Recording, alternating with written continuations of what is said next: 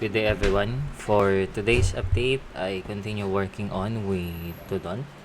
I fixed few of the issues in the UI, and I also added now the API call for the ToDon't API, which is created in FastAPI. So this is the example. You see here we have a specific localhost API v1. I added the versioning of the API for best practices, and once we hit refresh on to this one, you can see that there are still some issues or error that still happening with the API that I am still trying to resolve. So one example for that is the course policy. It was sometimes working and sometimes not. And if we take a look to the API call, here's the API. You can see here that in the Swagger menu, let's refresh this one, we can try and create content. For example, a specific user. Let's get a specific user ID, the one that we had earlier.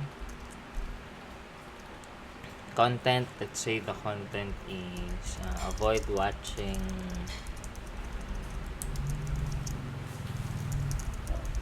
YouTube videos, and the status is must.